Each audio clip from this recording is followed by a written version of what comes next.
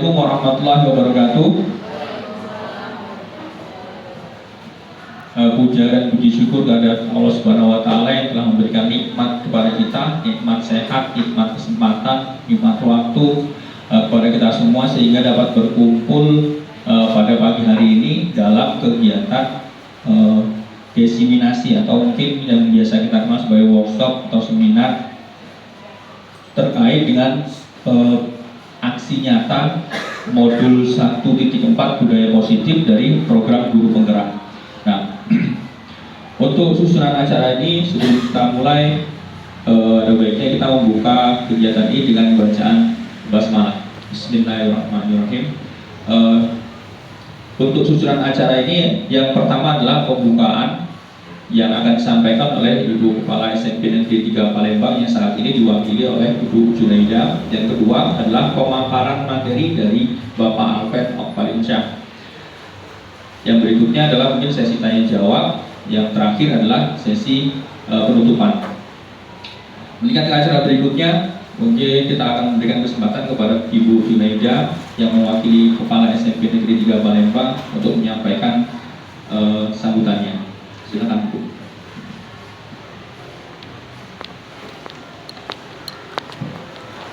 Terima kasih Pak Siswo. Bismillahirrahmanirrahim. Assalamualaikum warahmatullahi wabarakatuh. Puji syukur kita panjatkan tidak henti-hentinya kehadiran Allah Subhanahu wa taala. Hari ini kita dalam keadaan sehat walafiat bisa berkumpul di ruangan ini dalam rangka untuk mendukung implementasi aksi nyata pemahaman budaya positif yang nanti akan disampaikan oleh calon guru penggerak kita, Bapak Alfred Okbalinsyah MPD. Salawat serta salam tidak lupa juga kita aturkan kepada junjungan kita Nabi besar Muhammad SAW. Semoga salawat dan salam kita ini dapat bagi kita dapat memberikan manfaat dan syafaat di hari akhir nanti. Tidak lupa juga terima kasih kepada Bapak Ibu dan adik-adik yang sudah hadir dalam kegiatan ini. Dalam hal ini saya mewakili Ibu Kepala SMP Negeri 3 Palembang, Ibu Dr. Anda Nofritawati MSI. Dalam hal ini beliau sudah berhalangan hadir. Kegiatan ini dilaksanakan sebagai implementasi semua kegiatan yang dilakukan oleh calon guru penggerak kita. Alhamdulillah saat ini kita mempunyai 2 orang calon dari angkatan 9, Bapak Alfred Okbalinsyah MPD dan Pak Siswo Pranoto SPD. Semoga nanti kegiatan ini akan membawa dampak positif bagi kita semua umumnya dan terkhusus bagi Pak Alfred yang hari ini akan menyajikan materinya, membawa manfaat yang besar bagi beliau berdua dan juga manfaat yang mendukung untuk sekolah kita. Mungkin itu saja yang bisa saya sampaikan. Sekali lagi terima kasih atas dukungan teman-teman dan adik-adik. Mari kita ikuti kegiatan ini hingga selesai dan berpartisipasi dalam kegiatan ini. Terima kasih. Billahi taufik wal hidayah. Wassalamualaikum warahmatullahi wabarakatuh. Baik, terima kasih kepada Ibu Junaida yang telah memberikan sambutannya. Meningkat ke acara berikutnya yaitu pemaparan materi tentang budaya positif dari Bapak Alfred Okbalinsyah. Dipersilakan Bapak. Bismillahirrahmanirrahim. Assalamualaikum warahmatullahi wabarakatuh. Selamat pagi ibu-ibu sekalian, teman-teman dari mahasiswa PLP Pengenalan Lingkungan Persekolahan. Alhamdulillah pada hari ini dapat hadir dalam kegiatan diseminasi modul 1.4 implementasi aksi nyata kegiatan pemahaman budaya positif di SMP Negeri 3 Palembang. Sebelumnya kami sampaikan untuk Bapak Ibu, kegiatan ini berlangsung 2 hari, jadi kami bagi menjadi 2. Untuk hari ini ada beberapa guru yang kami ajak untuk mengikuti kegiatan ini. sebagian lagi nanti bersama Pak Siswo seperti itu. Jadi materinya juga sama, jadi kami bagi dua untuk materi budaya positif, sama-sama materi budaya positif. Untuk hari ini dengan saya, mungkin hari Selasa atau hari Rabunya nanti guru yang berbeda, yang materinya juga Pak Siswo seperti itu. Jadi kami bagi dua Bapak Ibu. Baik, kita masuk ke materi untuk modul 1.4 budaya positif. Salam dan bahagia Bapak Ibu guru hebat SMP Negeri 3 Palembang. Di sini kita sering mendengar kata-kata budaya positif. Kira-kira budaya positif itu apa kira-kira? Nah, yang ingin kami tanyakan kepada Bapak Ibu sebagai bahan refleksi kita bersama dari sekian banyak budaya positif. Kira-kira apa sih budaya positif itu? Kemudian apa contoh penerapan budaya positif yang telah kita terapkan di sekolah? Jadi ini pertanyaan pemantik bagi kita semua. Sebenarnya budaya positif itu apa kira-kira? Mungkin dari Bapak Ibu sekalian mengenai budaya positif ada yang ingin memberikan penjelasan mungkin dari pemahaman Bapak Ibu sendiri. Silakan kalau ada yang ingin mengemukakan pendapat Bapak Ibu budaya positif, silakan Mbak Yunita. Menurut saya budaya positif itu adalah pembiasaan hal yang baik, baik itu sikap ataupun perilaku. Jadi bisa dari tutur kata, kemudian tingkah laku. Itu salah satu dari budaya positif. Baik, terima kasih Mbak Yunita. Ada lagi Bapak Ibu? Silakan. Ibu Mas Nelly, budaya positif mungkin? Silakan.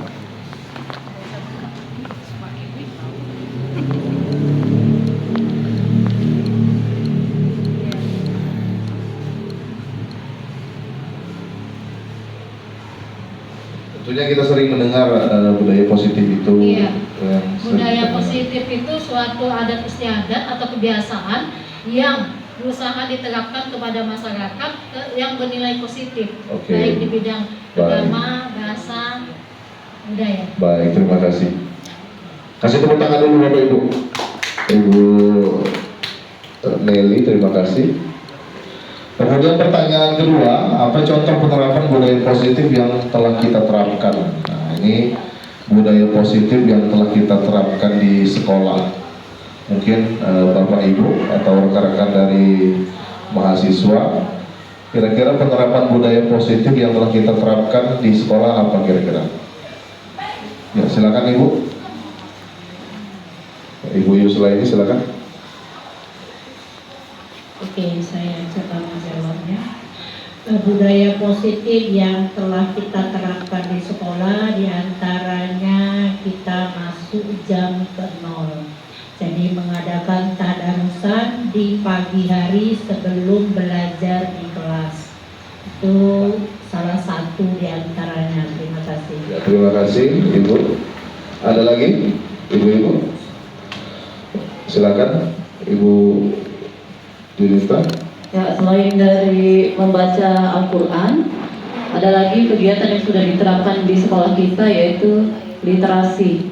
Oke. Jadi siswa membaca sumber bacaan yang baik atau bisa dari novel atau cerpen atau yang lain, yang buku yang mereka sukai. Oke, pendalaman budaya literasi, pendalaman budaya pembacaan. Iya. Ya, terima kasih. Ibu Lina Mati, silakan.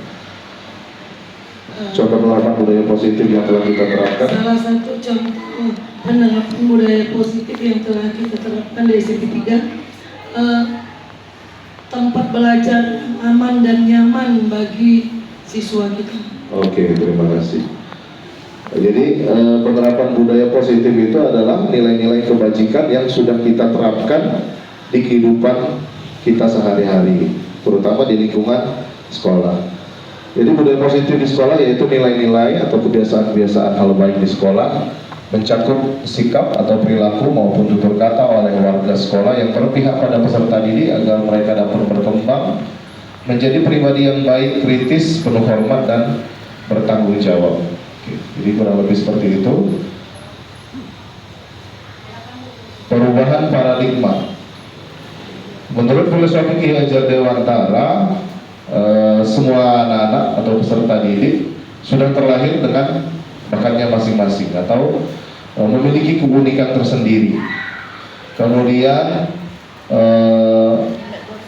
setiap anak-anak memiliki budi pekerti yang berkaitan dengan karakter seseorang. Jadi anak-anak itu sudah terlahir dengan karakternya sendiri-sendiri seperti itu. Di sini tugas guru yaitu menuntun bakat tersebut agar anak tumbuh dengan selamat dan bahagia. Dalam kata lain, anak-anak kita tuntut untuk mencapai keselamatan dan kebahagiaan baik sebagai diri sendiri maupun nantinya setelah mereka bersekolah menjadi anggota masyarakat. Jadi bagaimana tugas guru itu adalah menuntun bakat tersebut agar anak-anak tumbuh dengan selamat dan bahagia, mencapai keselamatan dan kebahagiaan baik sebagai dirinya sendiri maupun sebagai nantinya sebagai anggota masyarakat. Guru diibaratkan petani, anak diibaratkan biji jagung. Jadi perumpamaan ini Bapak Ibu, jadi guru memastikan kalau kita sebagai petani, di mana petani tersebut memastikan agar biji jagung ini tumbuh dan berkembang dengan baik. Hasilnya bisa membuahkan hasil, yaitu buah. Jadi bagaimana petani tersebut memastikan tanahnya sudah subur, seperti itu, memastikan pasokan airnya ke jagung tersebut juga sudah baik, bagaimana pupuk diberikan ke tanah tersebut sehingga biji jagung ini nanti tumbuh dan berkembang dan menghasilkan buah yang baik. Nah, di biji jagung ini dipastikan agar bisa tumbuh, dan tugas sebagai petani tadi memastikan jagung ini tidak dimangsa oleh hewan-hewan pengerat. Nah, itu juga salah satunya. Jadi diibaratkan seperti itu. Jadi guru diibaratkan petani, kemudian anak diibaratkan biji jagung. Nah, biji jagung ini mungkin ada yang sudah biji jagung yang berkualitas tinggi, ada yang biji jagung berkualitas sedang dan lain-lain seperti itu. Jadi setiap anak-anak memiliki karakter masing-masing dan memiliki terlahir dengan bakatnya masing-masing seperti itu. Kemudian bagaimana kodrat alam dan kodrat zaman. Jadi setiap anak dalam hal ini memiliki karakteristik yang berbeda-beda. Kodrat alam itu berkaitan dengan tempat tinggal mereka, kemudian letak geografis mereka. Kalau misalnya kita tidak bisa mengatakan siswa kita itu sama persis dengan siswa yang berada di Papua seperti itu, karena mungkin karakternya berbeda, letak geografisnya berbeda, budayanya juga berbeda, ya, lingkungannya juga berbeda. Kalau kita yang dekat-dekat sini, misalnya siswa yang ada di Pagar Alam, dengan lingkungannya mereka berbahasa memang seperti itu, bahasanya keras. Nah, kalau dibandingkan dengan siswa kita berbeda. Berbeda lagi dengan misalnya kalau ada siswa yang tinggal di daerah Jawa Barat, Punten, Mangga, nah bahasanya lebih halus lagi. Jadi itu yang berkaitan dengan kodrat alam. Kemudian kodrat zaman dalam hal ini, bagaimana lingkungan zaman itu juga mempengaruhi dari siswa tersebut. Jadi bagaimana lingkungan siswa dapat berinteraksi di media sosial, nah itu juga berkaitan dengan kodrat zaman. Kemudian berpihak pada anak. Lalu perubahan paradigma berikutnya, untuk membangun budaya positif, sekolah perlu menyediakan lingkungan yang positif, aman dan nyaman agar murid mampu berpikir, bertindak dan mencipta dengan merdeka, mandiri dan bertanggung jawab. Lazimnya disiplin dikaitkan dengan kontrol, dalam hal ini kontrol guru dalam menghadapi murid. Jadi guru bisa dalam hal ini mengawasi kegiatan murid, bukan berarti mengkontrol si siswa tersebut. Apa makna disiplin? Disiplin sering dikaitkan dengan tata tertib, Bapak Ibu. Disiplin sering dikaitkan dengan tata tertib, teratur, dan kepatuhan pada peraturan. Kata disiplin juga sering dihubungkan dengan hukuman. Ya, kata disiplin sering dihubungkan dengan hukuman. Sering. Padahal itu sungguh berbeda karena belajar dengan disiplin tidak harus dengan memberi hukuman. Ya, sekali lagi saya garis bawahi Bapak Ibu ya. Kata disiplin sering dihubungkan dengan hukuman. Padahal itu sungguh berbeda karena belajar dengan disiplin tidak harus dengan memberikan hukuman.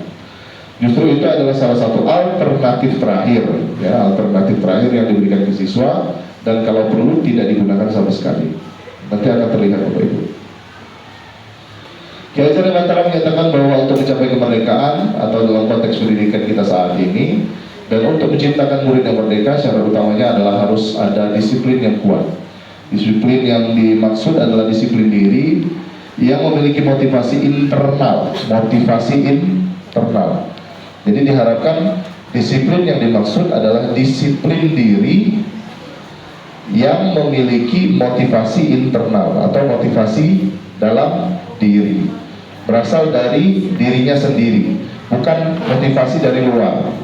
Ya, jika kita tidak memiliki motivasi internal, maka kita memerlukan pihak lain untuk mendisiplinkan kita.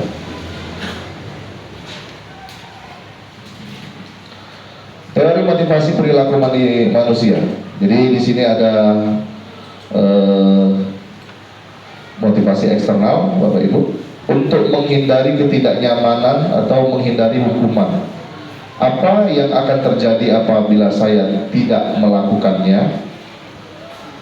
Misalnya, apa yang akan terjadi apabila saya tidak menggunakan helm? Di sini Bapak Ibu, apa yang akan terjadi apabila saya tidak menggunakan helm? Motivasi eksternalnya apa? Kena tilang. Nah, motivasi eksternalnya kena tilang oleh polisi. Kemudian apalagi motivasi eksternalnya? Ada lagi selain tilang? Kecelakaan. Ya, kalau saya tidak ingin saya cedera berat jika saya kecelakaan, itu sudah masuk ke motivasi internal, ya, motivasi diri sendiri.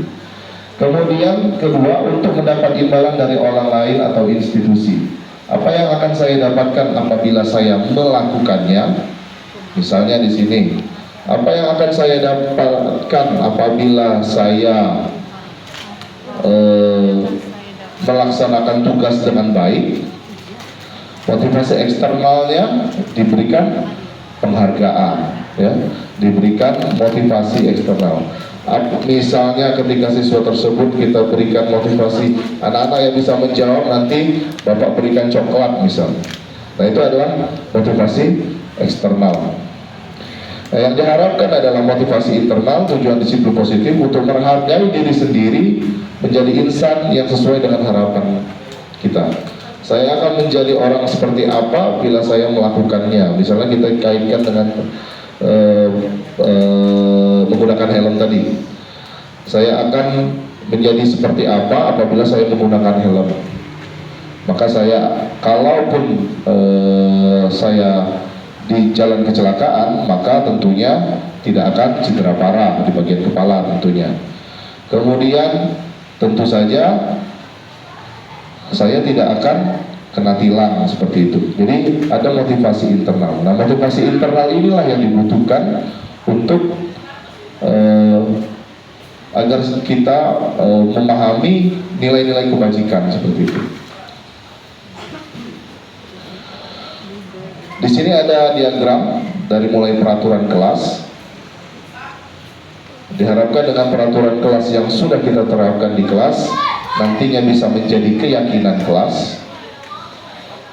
Kemudian bila sudah menjadi keyakinan kelas, akan berkembang lagi menjadi lingkungan yang positif. Apabila lingkungan positif sudah dilakukan secara keseluruhan, maka akan menjadi budaya positif nantinya. Jadi langkah awalnya adalah melakukan peraturan kelas terlebih dahulu. Peraturan kelas ini bersifat negatif, tidak keluar pada saat jam pelajaran berlangsung, ya, atau bisa diganti dengan meminta izin apabila ingin keluar kelas. Jadi kata-kata negatif dirubah jadi positif. Ada lagi Pak Siswa, kata-kata negatif yang diganti menjadi kata-kata positif? Dilarang makan di kelas. Dilarang makan di kelas. Itu kata-kata negatifnya. Kemudian diganti dengan kata-kata positif. Menjaga, menghormati orang lain. Nah, itu menghormati orang diri sendiri dan orang lain. Itu berubah menjadi keyakinan kelas. Dari peraturan kelas yang bahasanya bahasa negatif berubah menjadi keyakinan kelas, atau berubah menjadi bahasa yang positif. Terakhir, motivasi perilaku manusia. Keyakinan kelas, hukuman dan penghargaan. Mengapa tidak peraturan saja? Mengapa harus keyakinan kelas? Ya, di sini ada mengapa tidak peraturan saja? Mengapa harus keyakinan kelas? Ada yang tahu Bapak Ibu? Sepemahaman Bapak Ibu sekalian, mungkin ada adik-adiknya yang tahu.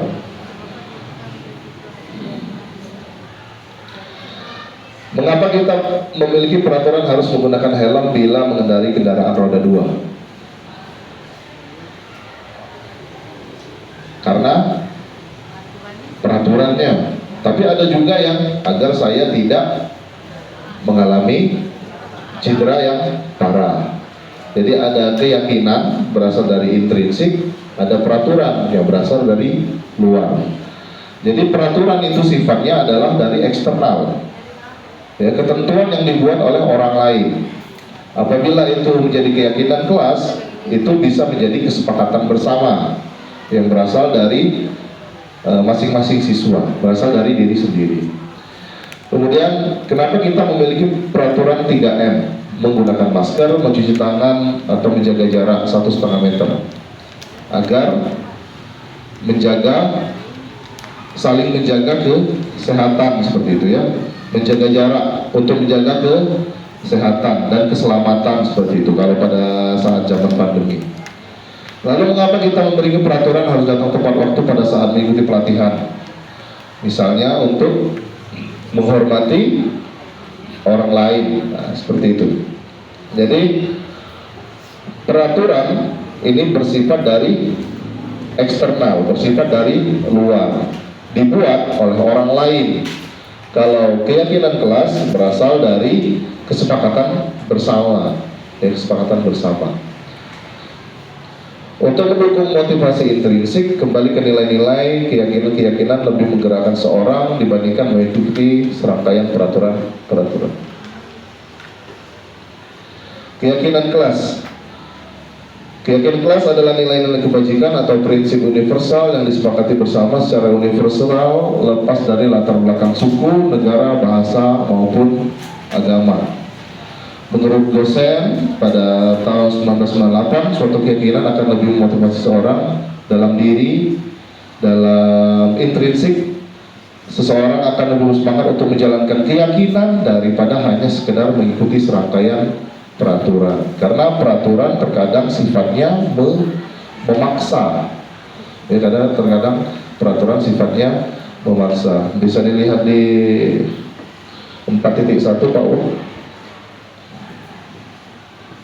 Di poin kedua 4.1, ya, atas 4.1. Oke, kedua. Oke, sekarang Bapak Ibu nonton yang kedua tadi, ya. Yang kedua, oke, turunkan sebelah. Ya, turunkan. Oke, sekarang kita simulasi Bapak Ibu. Bapak Ibu silakan berpasangan. Rekan-rekan juga silakan berpasangan di atas terlebih dahulu. Bapak Ibu silakan saling berhadapan. Nah, yang berada di sebelah sini dulu, yang berada di sebelah kiri, ibu yang berada di sebelah kiri, Kemudian ini ibu yang berada di sebelah kiri. Ibu-ibu atau bapak-bapak yang berada di sebelah kiri, genggam tangannya, genggam kuat. Ya, genggam kuat. Bayangkan di tangan bapak ibu ini ada barang bapak ibu yang sangat berharga. Bisa emas, mungkin bisa berlian, mungkin bisa juga dengan hal lain, misalnya harga diri, boleh. Bapak ibu genggam kuat.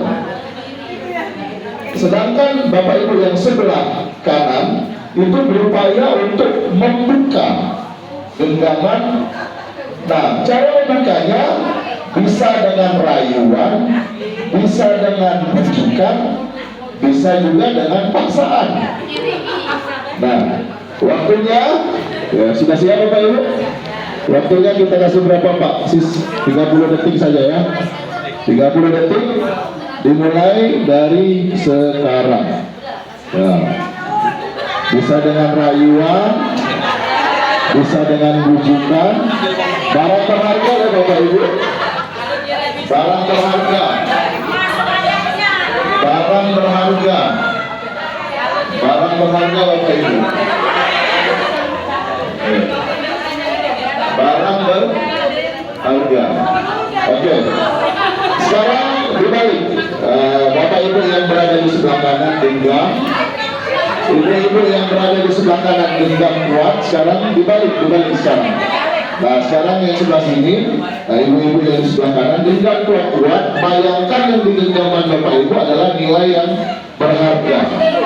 Bisa emas, berlian, permata, atau harga diri yang tidak boleh dibuka sama sekali oleh orang lain. Sudah siap?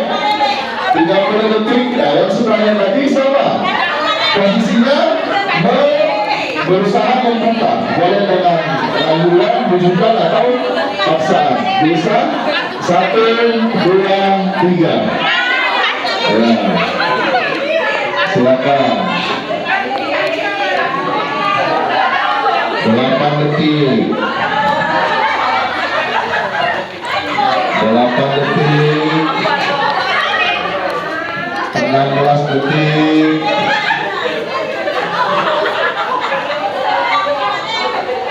20 detik. 10 detik lagi. Oke, cukup. Ada yang terlepas? Oke. Sekarang pertanyaannya Pak Siswo. Pertanyaannya, apakah Anda atau B membuka kepalan tangan Anda? Mengapa? Nih, apakah Anda atau B membuka kepalan tangan Anda? Mengapa? Apa alasan Anda atau B membuka kepalan tangan Anda? Ada yang dibuka tadi Bu? Ada apa alasannya kira-kira, silakan Bu. Apa alasannya Bu? Oh, jadi bisa dikatakan dengan paksaan dulu ya. Oke. Pertanyaan kedua, apakah Anda atau B menutup kepalan tangan Anda? Tidak dibuka maksudnya? Ya, mengapa? Ayo Bu. Takut hilang. Oke. Dalam kegiatan ini sesungguhnya siapa yang memegang kendalinya? Memegang kendali atau kontrol untuk membuka atau menutup kepalan tangan? Yang menggenggam ya, atau yang memaksanya? Yang memegang kendali. Nah, jadi bisa dikatakan bahwasanya yang memegang kendali itu atau memegang kontrol itu adalah diri kita sendiri. Begitu juga dengan siswa. Yang memegang kendali atau kontrolnya itu siswa. Dari pihak kita hanya sekedar membuat peraturan. Yang diharapkan kepada siswa adalah kemampuan siswa untuk memahami secara intrinsik. Harus ada kemauan dari diri, tidak dengan paksaan. Dan tidak dengan paksaan. Karena setiap orang tidak bisa memiliki kontrol atas orang lain. Seperti itu ya. Oke. Yang slide ketiga Pak Wo. Yang enggak dulu ya. yang ini ya, di atas dulu, ke atas dulu, di atas, naikkan lagi, boleh ke 4.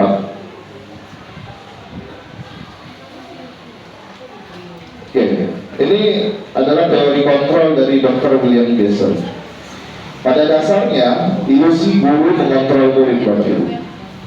Pada dasarnya kita tidak dapat memaksa murid untuk berbuat sesuatu jikalau murid tersebut memilih untuk tidak melakukannya. Sama seperti Bapak Ibu yang lakukan tadi. Walaupun tampaknya guru sedang mengontrol perilaku murid, hal demikian terjadi karena murid sedang mengizinkan dirinya dikontrol. Saat itu bentuk kontrol guru menjadi kebutuhan dasar yang dipilih murid tersebut. Teori kontrol menyatakan bahwa semua perilaku memiliki tujuan, bahkan terhadap perilaku yang tidak disukai. Kenapa dipegang? Ada tujuannya, takut hilang barang-barang harga ini tadi, dan lain-lain. Ya. Kemudian ilusi bahwa penguatan positif, efektif, dan bermanfaat. Penguatan positif atau bujukan adalah bentuk kontrol. Segala usaha untuk mempengaruhi murid agar mengulangi sesuatu perilaku tertentu adalah usaha untuk mengontrol murid tersebut dalam jangka waktu tertentu. Kemungkinan murid tersebut akan menyadari dan mencoba dan menolak bujukan kita, atau bisa jadi murid tersebut menjadi tergantung pada pendapat sang guru untuk berusaha. Jadi terkadang kalau tidak dipaksa oleh si guru ini, maka siswa tersebut tidak berubah. Diharapkan perubahan itu terjadi dari diri si anak tersebut. Ilusi bahwa kritik membuat orang merasa bersalah dan mewakili karakter. Menggunakan kritik dan rasa bersalah untuk mengontrol murid menuju pada identitas gagal. Mereka belajar untuk merasa buruk tentang diri mereka. Mereka mengembangkan dialog diri yang negatif. Kadang-kala sulit bagi guru untuk mengidentifikasi bahwa mereka sedang melakukan perilaku ini, karena seringkali guru cukup menggunakan suara halus untuk menyampaikan pesan positif. Ya, itu. Next Pak, di yang ke-7.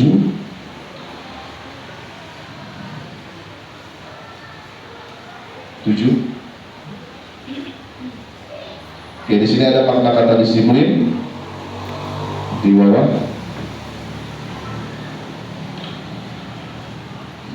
Di mana ada kemerdekaan menurut Ki Hajar Dewantara, di mana ada kemerdekaan, disitulah harus ada disiplin yang kuat.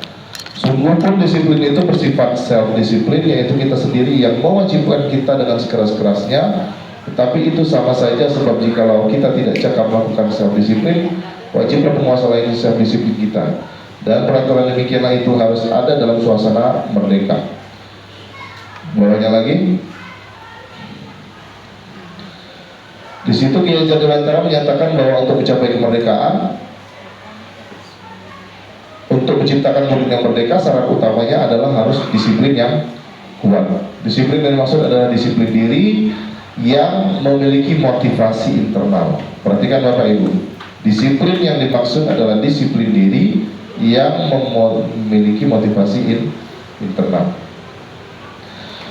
Bisa ke slide 9 Pak.